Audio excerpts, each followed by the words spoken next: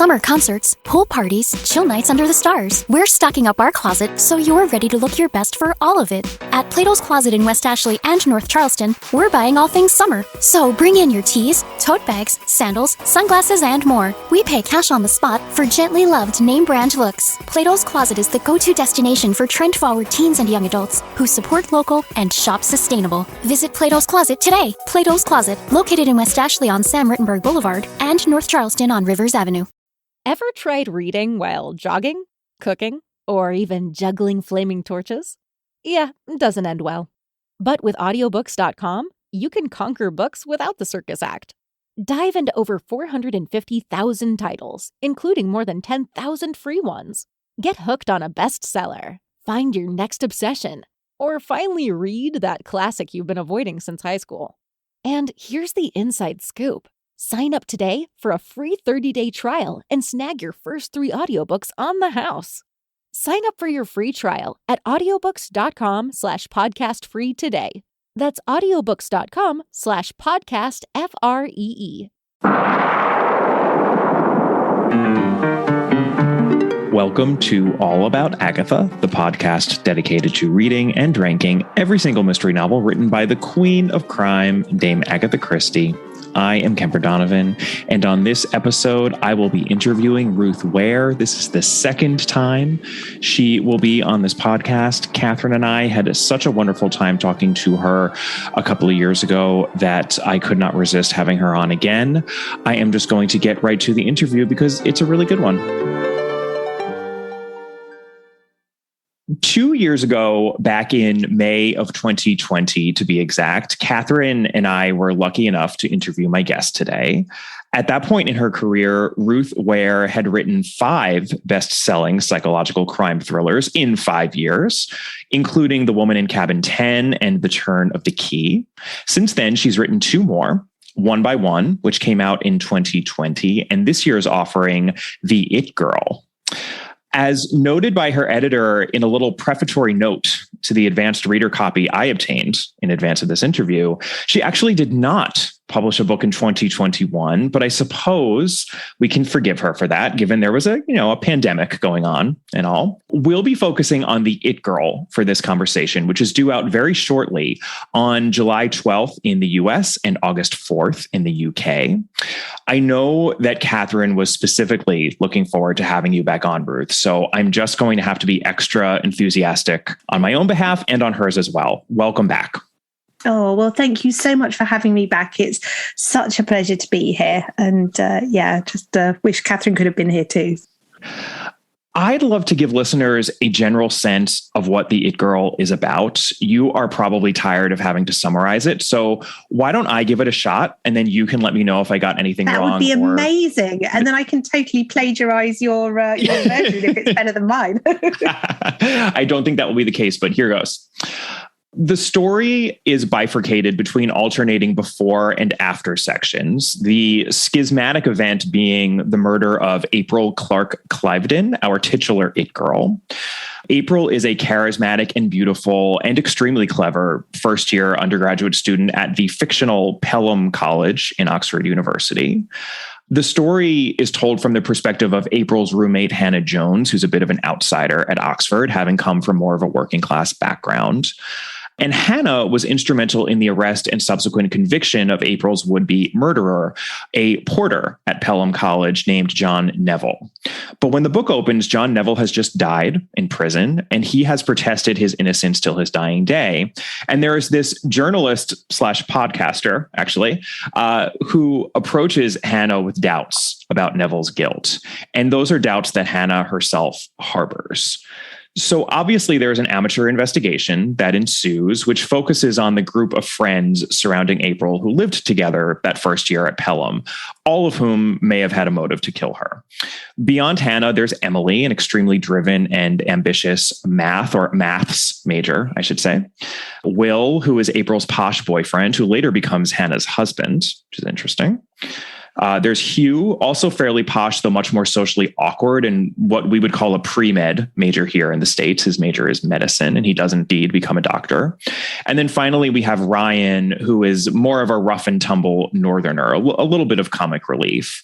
I'm tempted to compare these 6 friends to the iconic Friends of hit TV fame, because I know Catherine would absolutely be doing that if she were here. You know what? I'm going to go ahead and just give into that temptation and see what you think, Ruth. We're just going to take. Yeah, I'm matching them up in my head now. I'm going to see if yours is the same as mine. Okay. Because I actually have some thoughts here. So we're going off on a little tangent, listeners, here on the summary, but that's okay. Emily is obviously the Monica. Yes. I think Will has to be the Ross. I would say Hannah is the Rachel and Ryan is the Chandler for sure. Here is where I start running out of steam, because that would make Hugh the Joey and April the Phoebe. And that is definitely not quite right. I actually feel like Emily is kind of the Monica and the Phoebe, and that April and Hannah are both different aspects of Rachel. You can see I've thought a lot about this. It's getting very psychological. I think I would have said Hugh was Ross, because he's got the social awkwardness and the sort of scholarliness. Okay. Will is Chandler, because he's like charming. He's quite funny. He's quite good with women. He's quite confident. And Ryan is the Joey, because he's like the sort of charming kind of joker who's like the comic relief, as you said. Yeah, he's like the cut up, right? Yeah. Whereas the women, are much harder. I don't think they map super well. I would say that April is Rachel, because they're both kind of the golden girl that you sort of want to be, with the great hair and the fantastic wardrobe kind of thing. The other two, I don't know if they really, like, nobody's Phoebe, nobody's that kind of Faye and weird. No one's Phoebe. I don't know if Phoebe really has a place in a psychological crime thriller, so fair enough. And Emily is tough in a way that I don't think any of the Friends characters are. She does not suffer fools gladly. She's the kind of person who, if she thinks you're an idiot, she's going to come out and say it. And I'm not sure.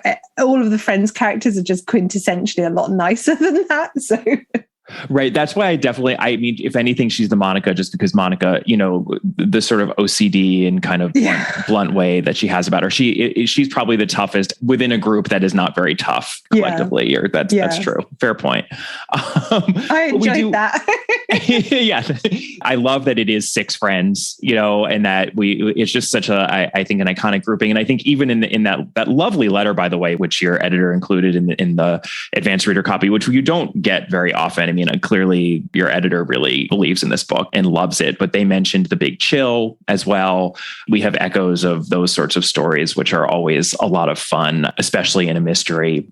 I thought that the book was really elegantly structured, because the before and after alternates for about the first 2/3 of the story, at which point April's murder happens. And then we're just in after territory. And that's when the action really ramps up. And this book has a propulsive ending with lots of peril for our protagonist, Hannah, who I should also mention is about 6 months pregnant for the duration of the present day parts of the story. She and Will. Yeah, which was a plotting headache, because obviously I had to, every time I was like, how many weeks would she be now? It definitely tracks. I mean, there's a real progression in her pregnancy. And I know from our first interview, actually, I know that you have children yourself. I mean, you can tell that this is something that you know about. I actually really appreciated that. You also do not shy away from putting your pregnant character in peril. And there are some very stressful moments toward the end of this book when some not so wonderful things happen to our pregnant protagonist. I was very stressed out, Ruth. Good.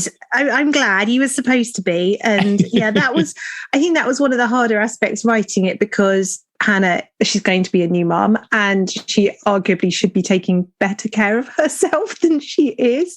So I was kind of aware of balancing that, like her responsibility that she feels to her friend and to finding out the truth, with the responsibility that she also feels towards her unborn child. There was definitely competing things there. And I'm sure some readers are going to come down on one side or another. Yes. Well, it kind of adds, I think, to the heightened tension that you want at the end of one of these books in an interesting way. At one point, she's even compared to a pregnant Miss Marple. which I thought was a fantastic reference. I know that you don't do series long characters, but if you did, I think you may have just landed on who your series. Pregnant Miss Marple. I'd have trouble keeping her pregnant for book after book, though, wouldn't I? Right. She could just have a new child, in every book. It's like, oh, well, here I am again, Yeah.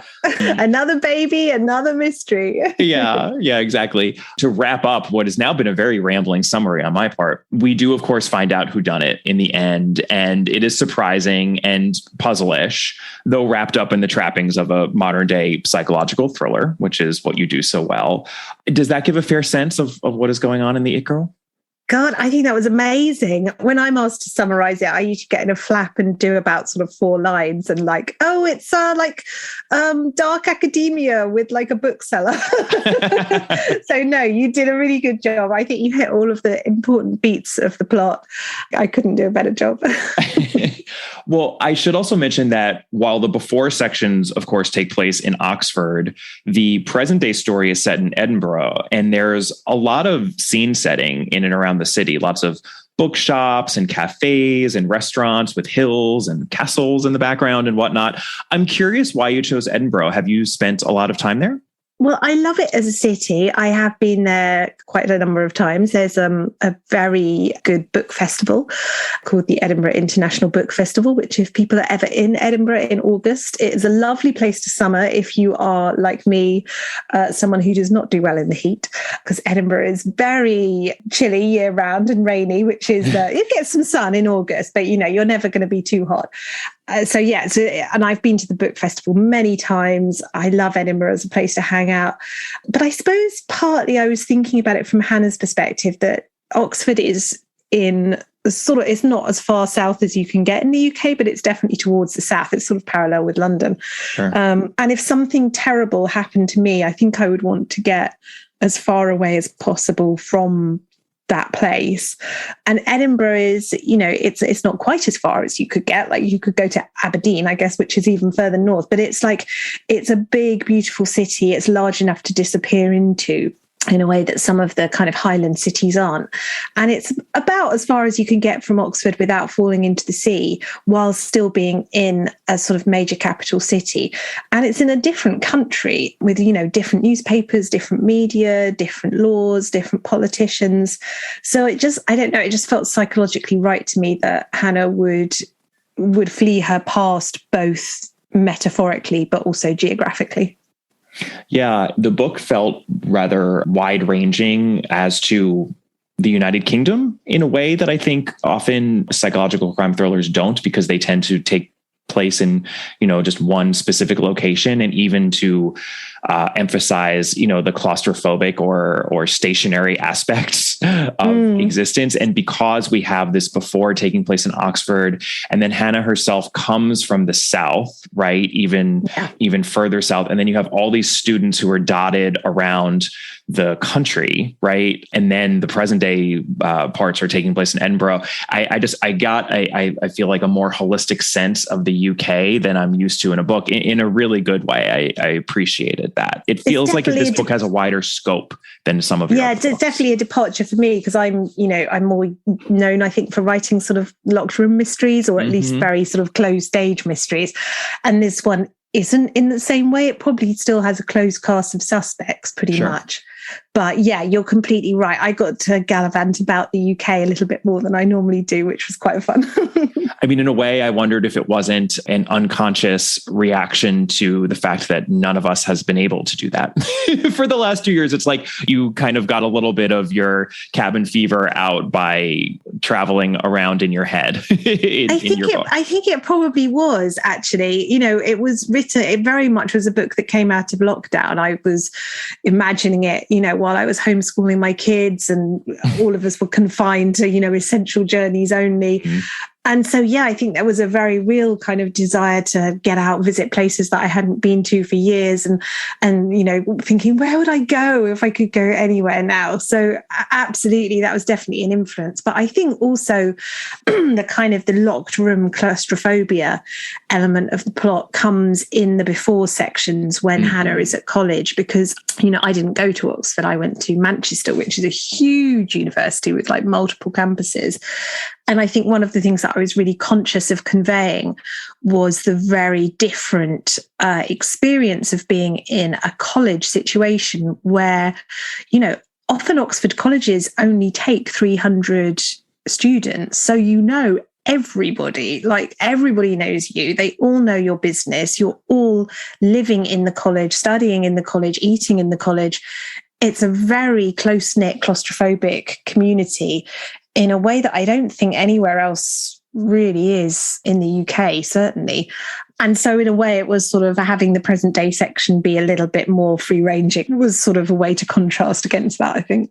Yeah, a way to balance it out a little bit. Definitely. I was going to mention the Oxford of it all, of course. You reference a number of books and movies in this story, I think much more than you usually do. And that's because your protagonist, Hannah, works in a bookshop. So it allows you to bring up lots of books, which I'm sure you quite enjoyed as a book lover. It was fun. Yeah, I enjoyed that too. And early on, you mentioned Brideshead Revisited, Gaudy Night, His Dark Materials, all of which take place on posh university campuses similar to your Pelham College.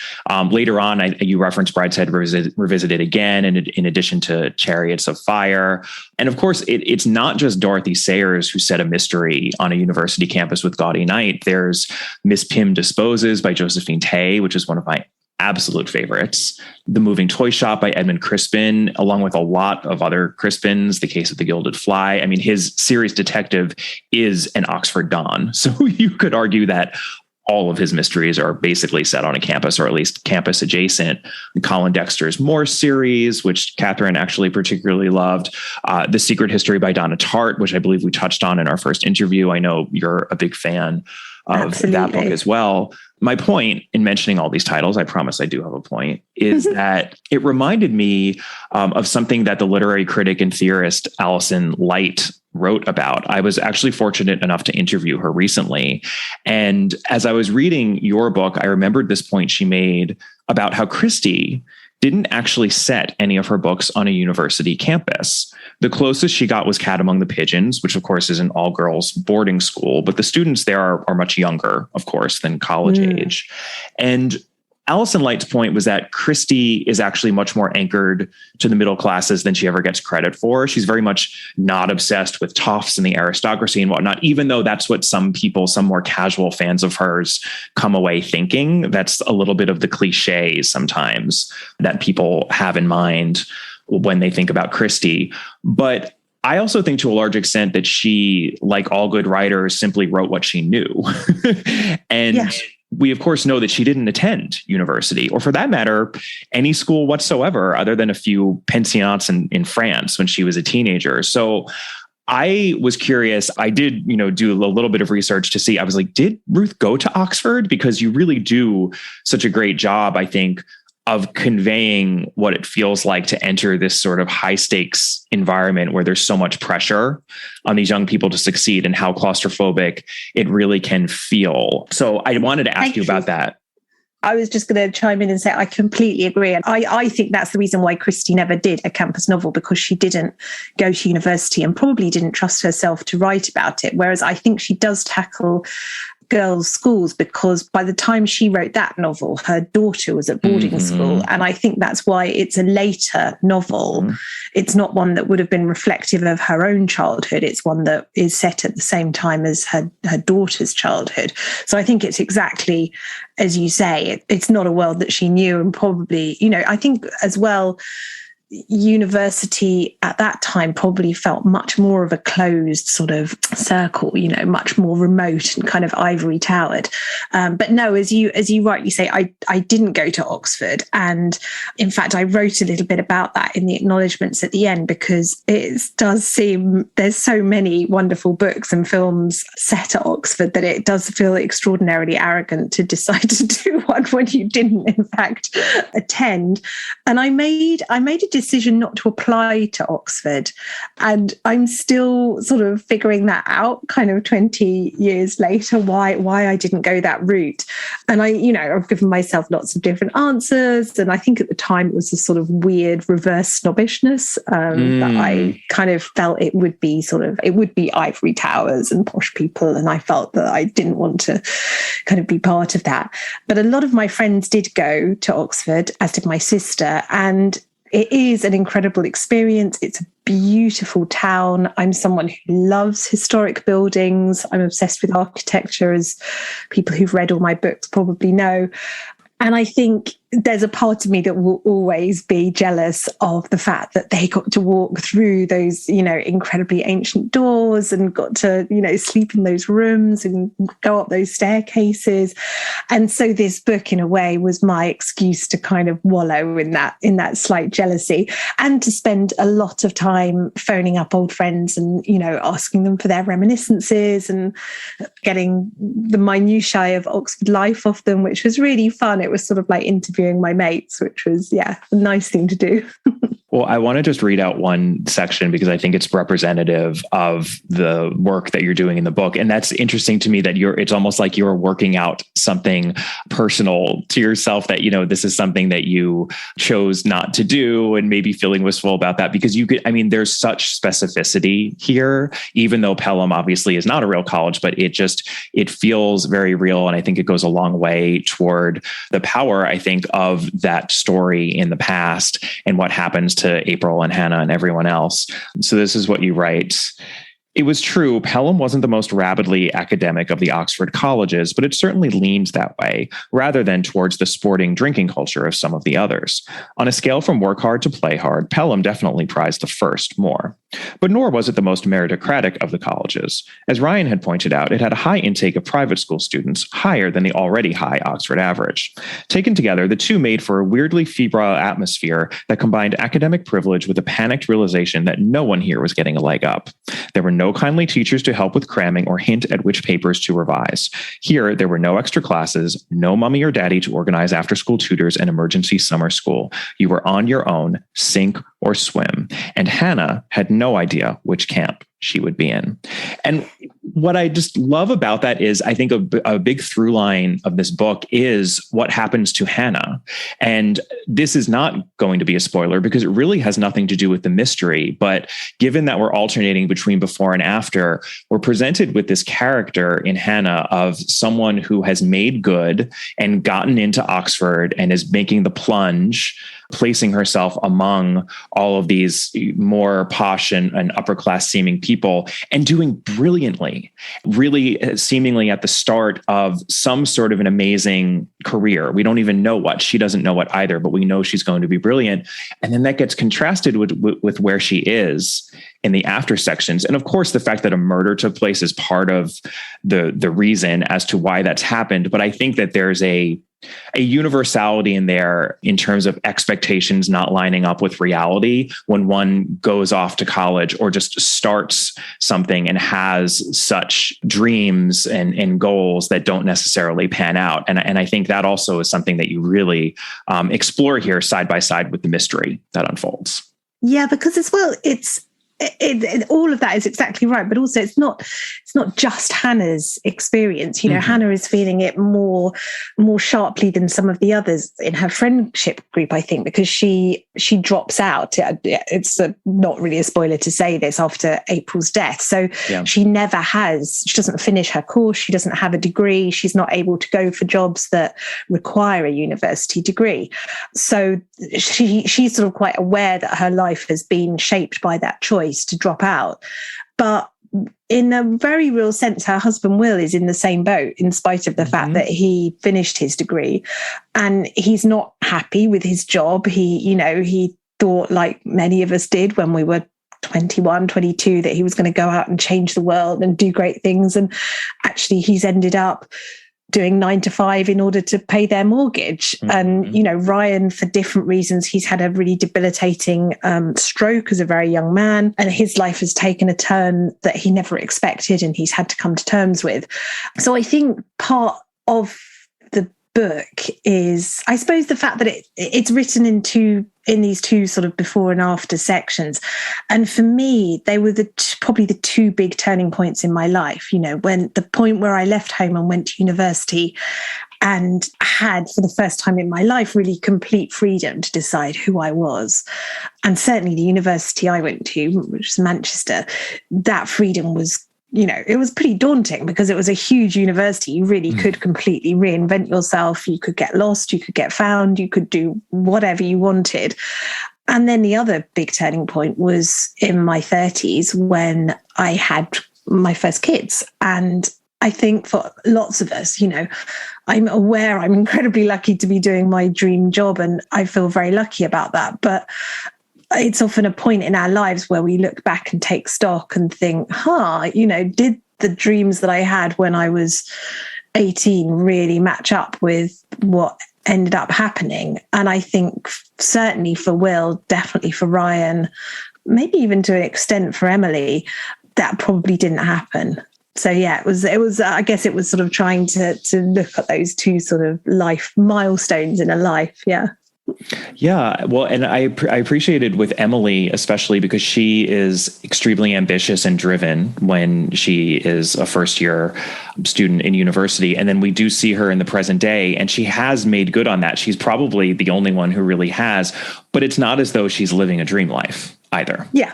She becomes an academic. She's working in mathematics, which is what she's always wanted to do. She's brilliant, but she's dealing with academic politics, with tenure, with all of the kind of boring stuff that adults have to deal with. And yeah, there's a kind of, I wouldn't say there's a be careful what you wish for thread running through the book, but there's definitely a sort of dreams versus reality thread. Absolutely. Yeah. I mean, we all have to make sacrifices no matter what we end up doing, either to, our personal lives or our career, or usually I think just sacrifices in both, because everything is complicated and it just, the way things pan out is never exactly as we expect. And I think that's a hard lesson that everyone has to learn. And yes, it's true. It's not just Hannah where we're seeing that play out. It's really in all 5 of these people. And of course, the ultimate tragedy is that in the 6th, it never got to play out.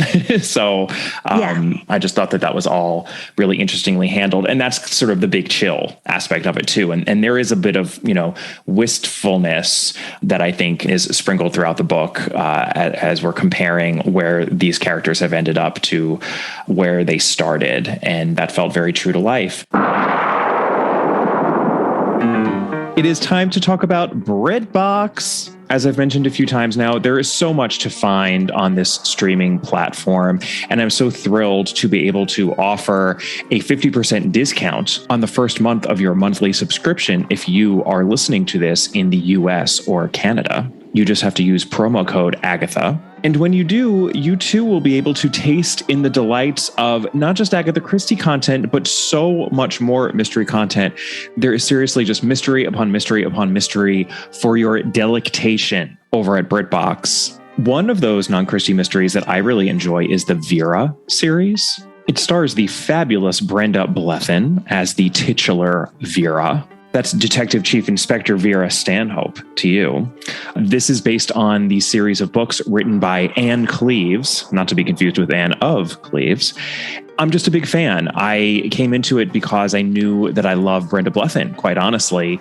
But this is exactly the sort of quality mystery content that you and I can enjoy over at BritBox. So again, head on over to BritBox.com and use coupon code Agatha, AGATHA, for 50% off the first month of your monthly subscription in the US and Canada. That's a limited time offer, so what are you waiting for? Sign up and start watching a ton of mysteries. Not to dwell on the Oxford of it all too much, but I have mentioned this on the podcast before. Believe it or not, as an American, I actually spent a term at Oxford when I was an undergrad. Did you? So how did you feel I conveyed it? Did you spot any bloopers? No bloopers whatsoever. So here's the funny thing.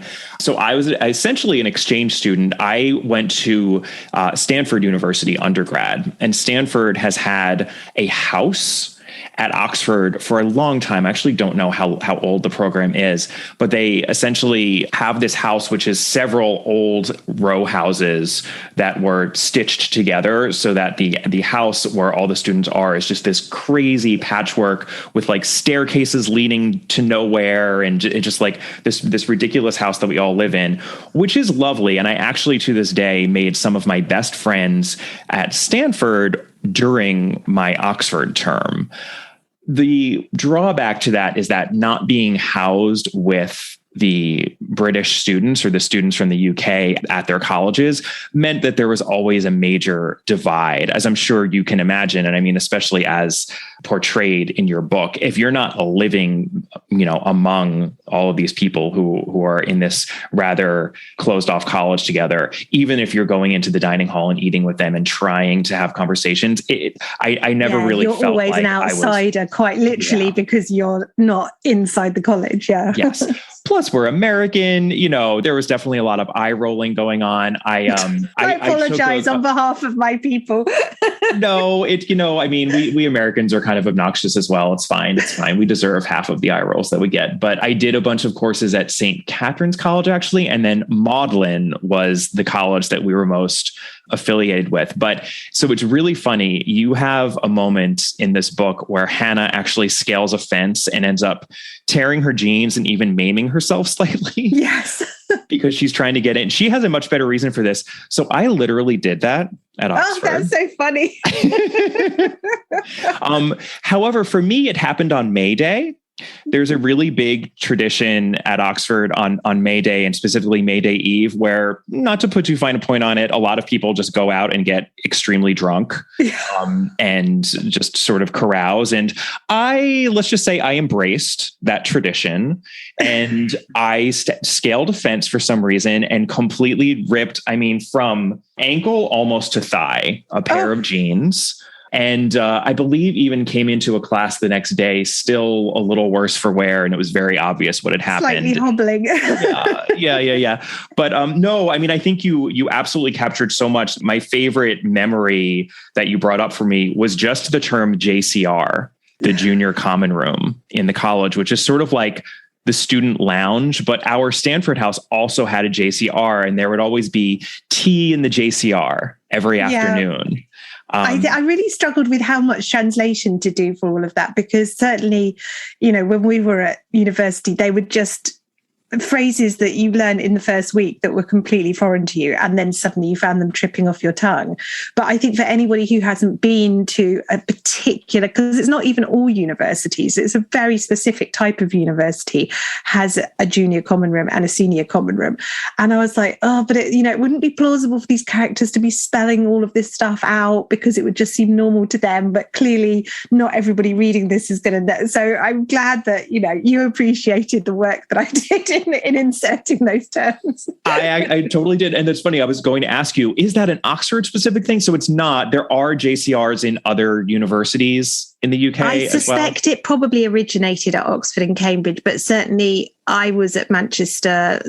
My now husband was at Sheffield. They all had all of the halls of residence had JCRs and senior common rooms, which is the version for the grown-ups and the postgrads.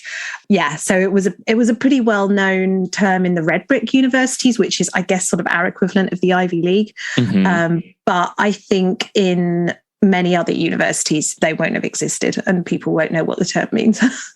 Well, the one detail that you included, which I would have been very, very angry with you if you had not, it would have been quite remiss. And I'm so glad that you did, was the kebab vans.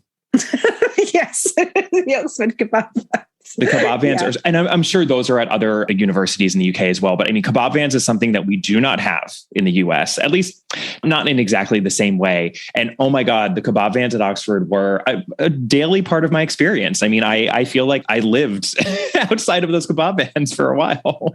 I always think there's something particularly sinister about any food establishment where you are possibly not going to be able to complain in person the next day if you get food poisoning. Like anyone that can up sticks and disappear, that's a red flag. And the funny thing is, that's actually one thing that is really specific to Oxford. I mean, I'm sure other university towns have it, but Manchester, where I went, has amazing kebab restaurants and an incredibly famous what's called the Curry Mile, which is like the Pakistani and Bangladeshi kind of area of town, just has this huge long stretch of incredible restaurants. But because I guess like real estate is cheaper, there is more space in a bigger city, they didn't have vans in the same way. And I remember going to visit friends at Oxford and just seeing the snaking queues coming out of these kebab vans and being like, really, do you want to eat a kebab? Which is like, the doner kebabs are like notorious if they're not kept properly refrigerated for being like quite dangerous if they're not properly cooked, from what's essentially a glorified caravan. But everybody did, and they're apparently incredibly good and survived. So Oxford kebab fans are obviously being unfairly maligned. Oh yeah, no, I mean, I have so many memories of these poorly lit vans where you're just watching them shave off the meat from inside the truck. It's like 2 a.m. You're just like, yes, just give it, just please. I need some meat. It's a bit dodgy, but yeah, I mean, I guess, we've all lived to tell the tale. So. And probably have cast iron digestions because of it. It set you up for life. So, So well done from this American with limited experience of Oxford. You took me back, and I hit a couple of beats. One thing that I didn't manage to get in, which annoyed me, was I didn't manage to get the bikes in, which is such an omnipresent part of all the students cycle everywhere. The bikes are just the bane of everybody's life because they're constantly chained up places. They're always being stolen. They're blocking routes. And just somehow there was never quite space in what was already quite a tight plot and quite a long book to introduce Hannah having a bike. So she never got one, and I feel a bit sad for her that she didn't get to cycle around Oxford. So sorry, Hannah.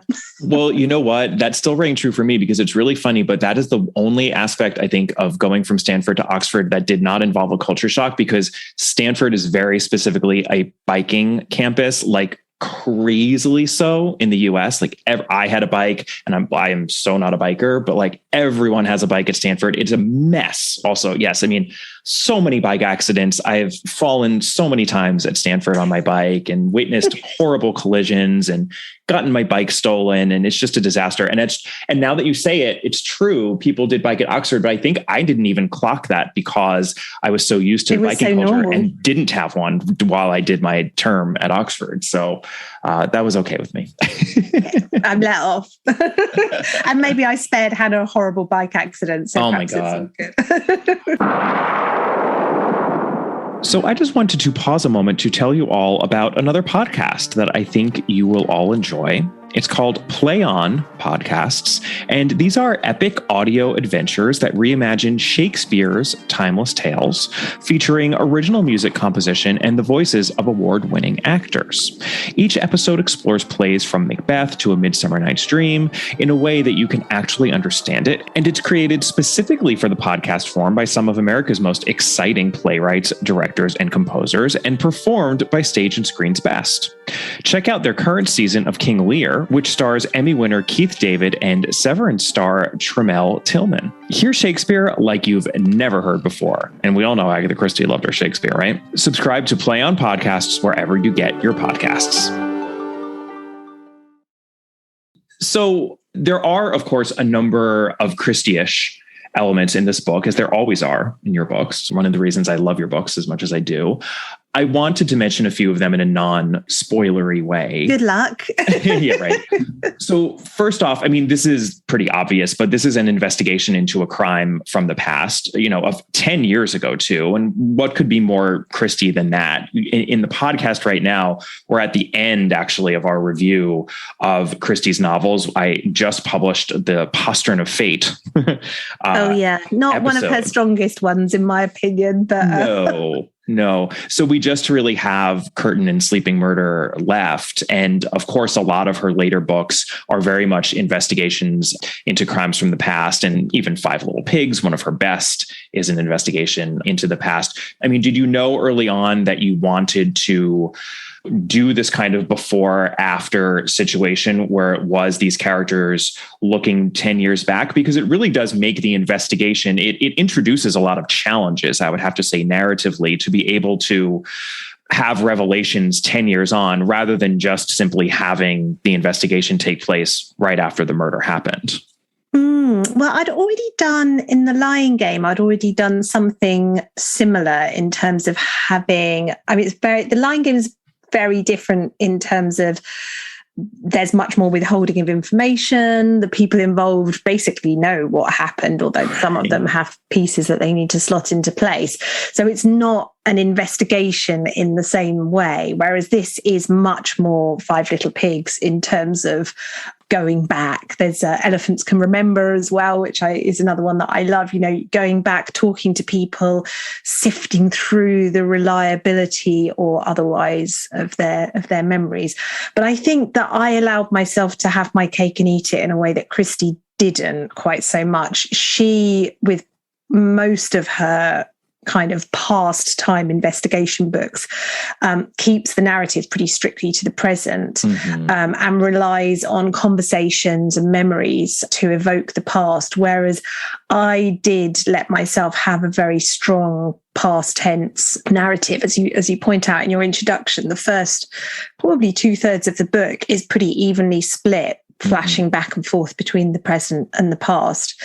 So I guess that made it a lot easier because there wasn't that sense of you're constantly relying on third party sort of testimony and anecdotes to convey what happened. I sort of allowed myself to go straight back into the past and plunge people right into it.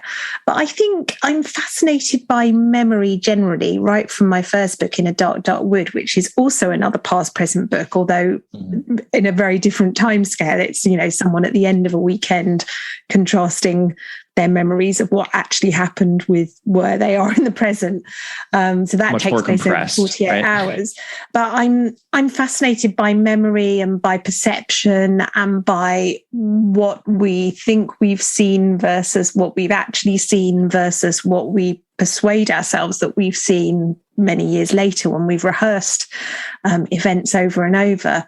And there was a fascinating, I listened to this absolutely amazing, I can't remember if it was a podcast or a radio program, all about memory. And they did this experiment where they asked people where they had been on 9/11 and what they had been doing, because it was this, obviously it's one of those points where everybody remembers what happened. And they interviewed people, I think it was annually, and asked them. And then this has been going on for, I guess, like 20 years now.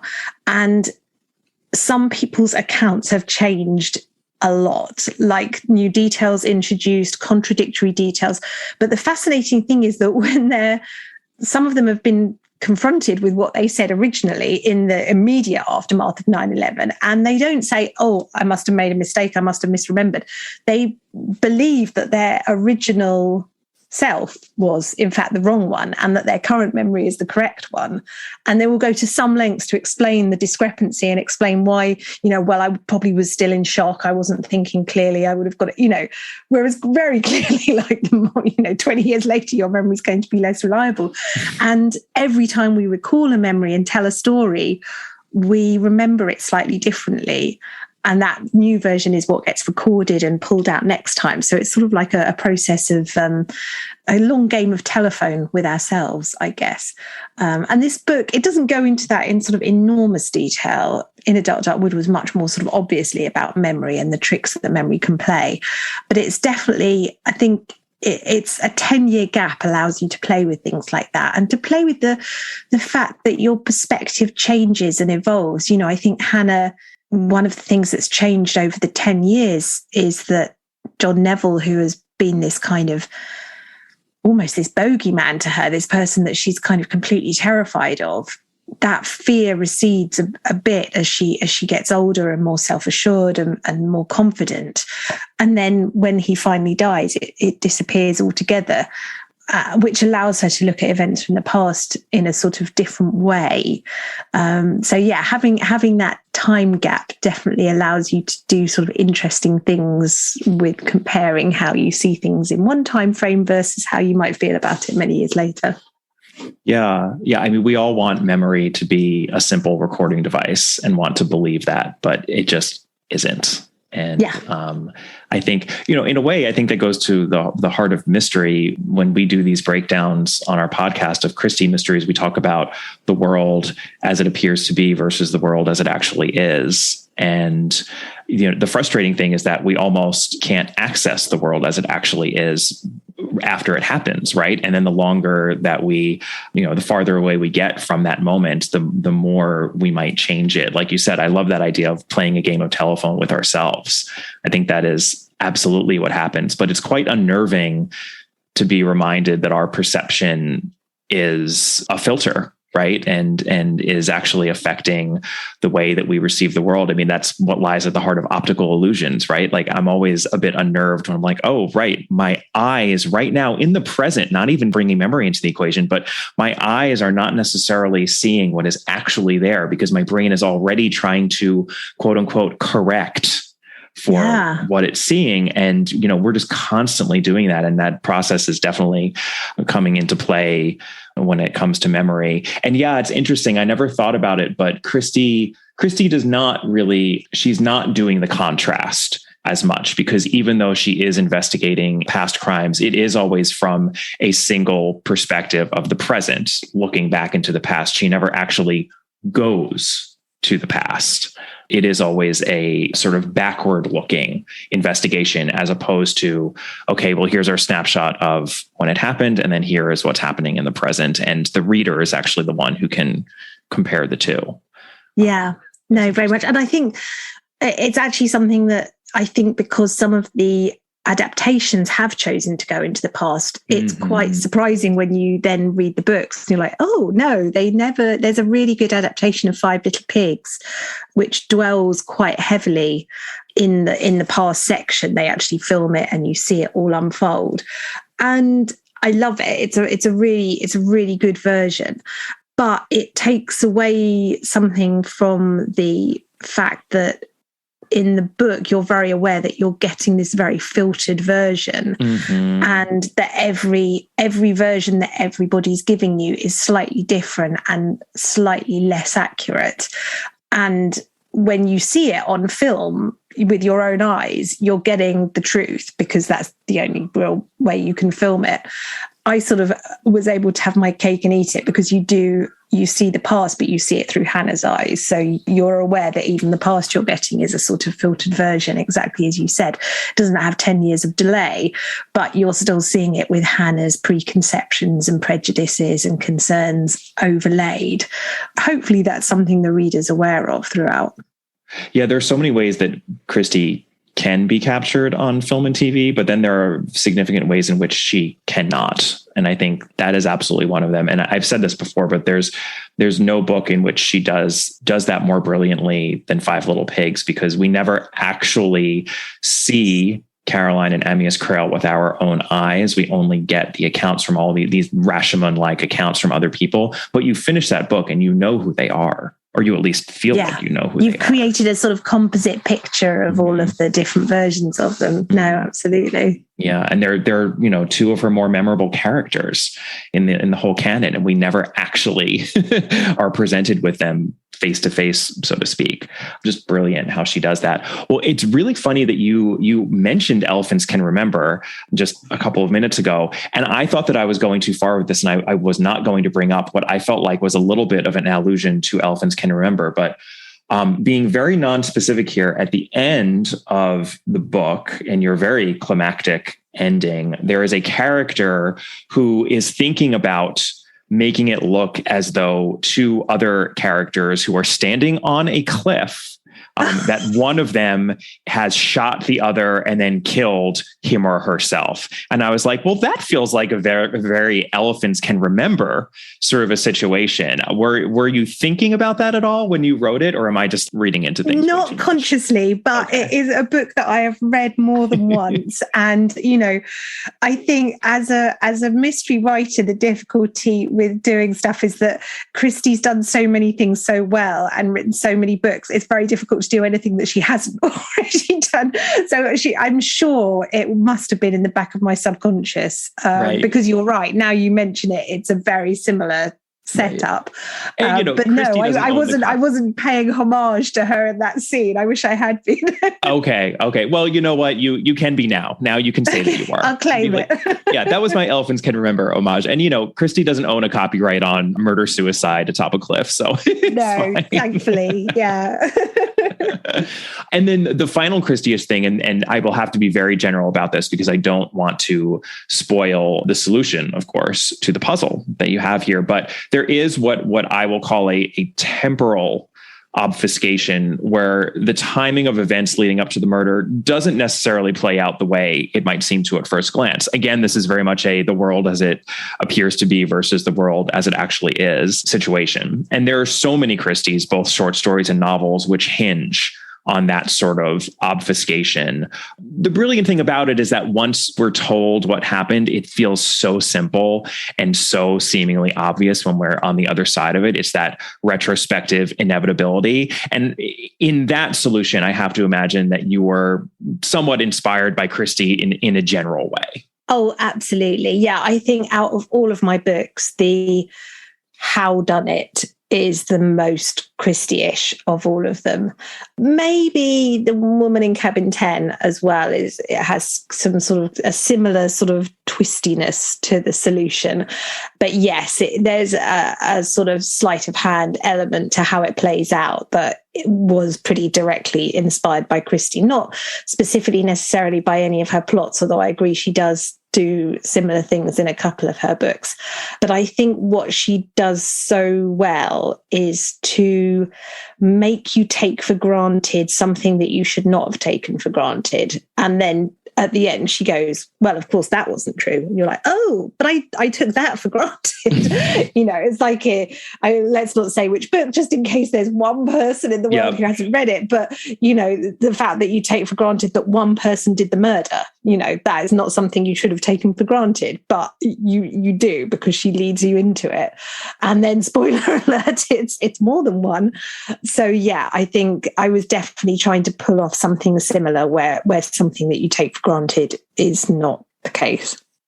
I felt that too. It's interesting that you say that the solution is your most Christie-ish. I totally agree with that. I think The Woman in Cabin 10 has a lot of Christie-ish trappings to, the setup and the way that the story plays out, and even the solution. But this one, when I got to the end, I was like, oh, that was very Christie, but without Christie-ish trappings, since again, she didn't set anything at a university like this. So I really appreciated that, though. It came as a welcome surprise at the end. Thank you. I'm very glad. It's always fun when someone else can kind of see you working.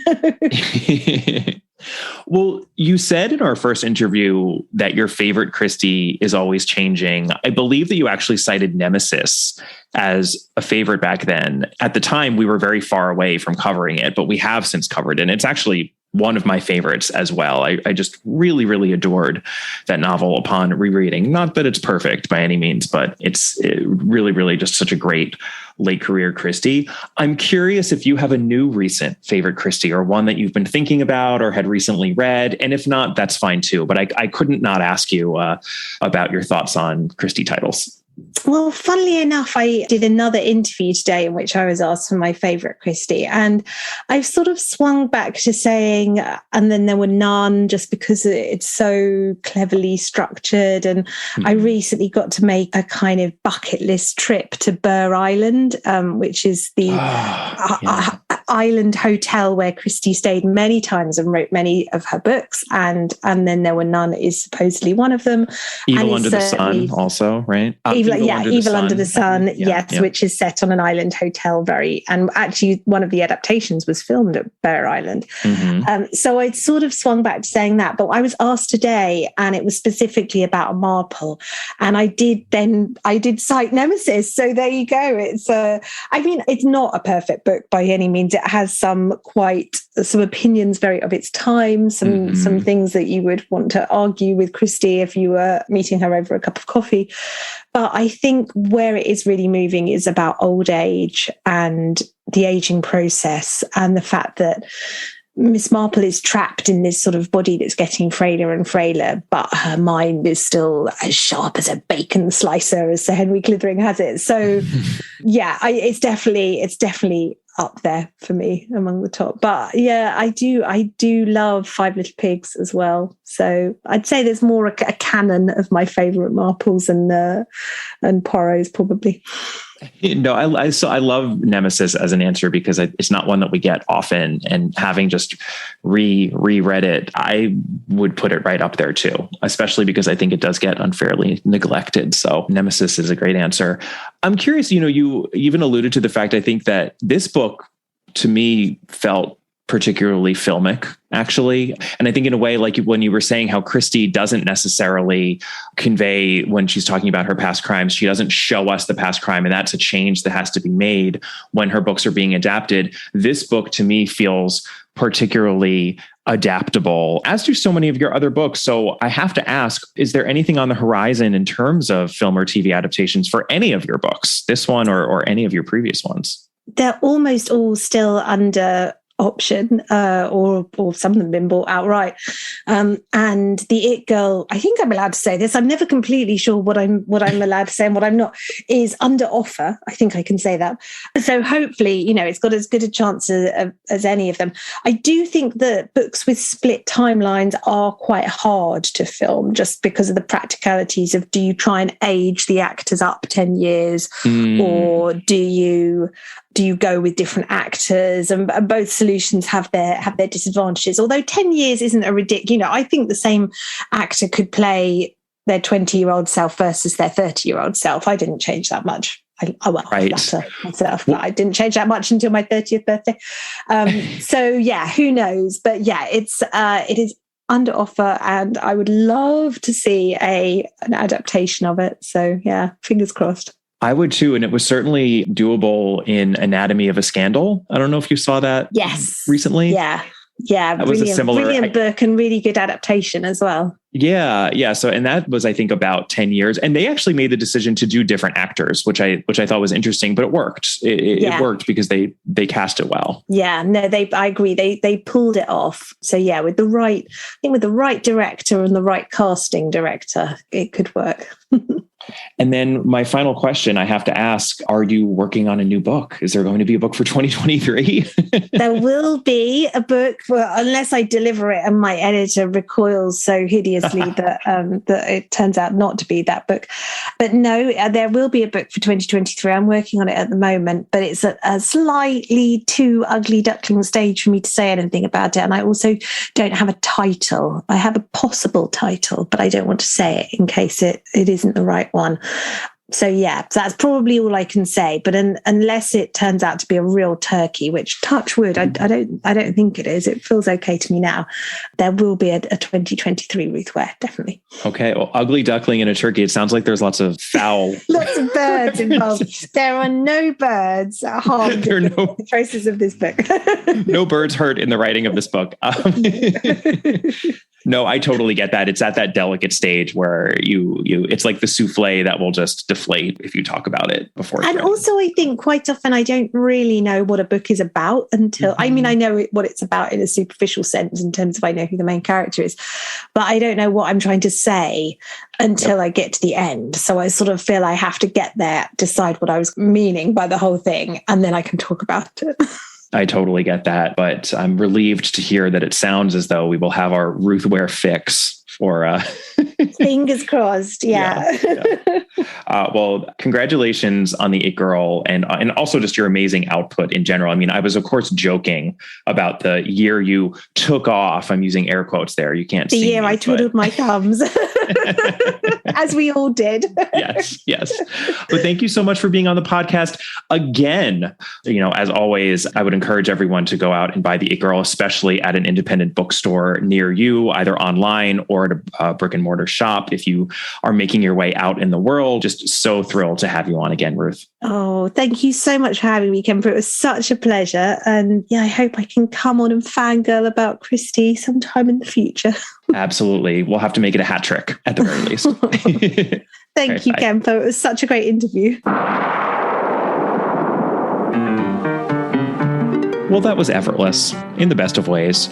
A little bit like reading one of Ruth Ware's books, because she really is such an entertaining writer, and boy, does she know her stuff.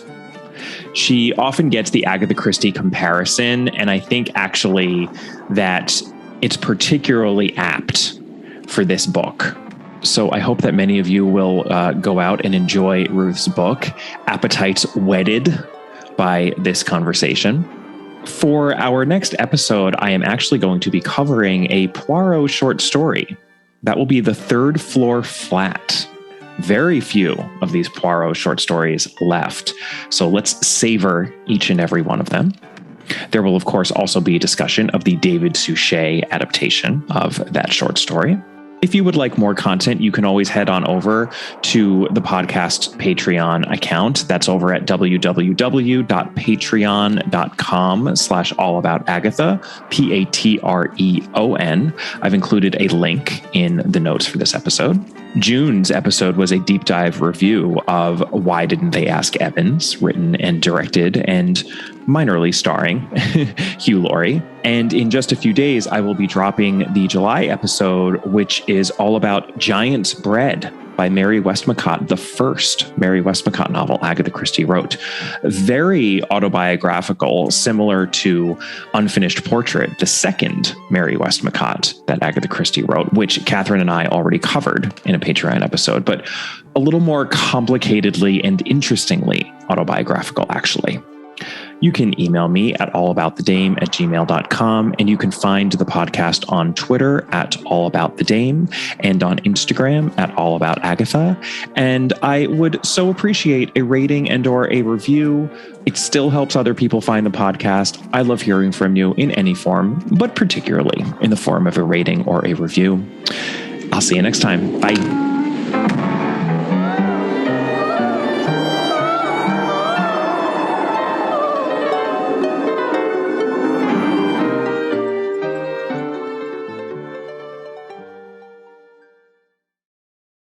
Summer concerts, pool parties, chill nights under the stars. We're stocking up our closet so you're ready to look your best for all of it. At Plato's Closet in West Ashley and North Charleston, we're buying all things summer. So bring in your tees, tote bags, sandals, sunglasses, and more. We pay cash on the spot for gently loved name brand looks. Plato's Closet is the go-to destination for trend-forward teens and young adults who support local and shop sustainable. Visit Plato's Closet today. Plato's Closet, located in West Ashley on Sam Rittenberg Boulevard and North Charleston on Rivers Avenue. Are you ready to launch your career to new heights? Visit careers.dish.com/technician now and uncover a world of exciting opportunities waiting just for you. From cutting-edge technology to a supportive work environment, Dish has everything you need to thrive. Don't wait any longer to kickstart your next opportunity. Apply today and join the Dish family where innovation meets opportunity. Visit us online at careers.dish.com/technician. Your future starts now.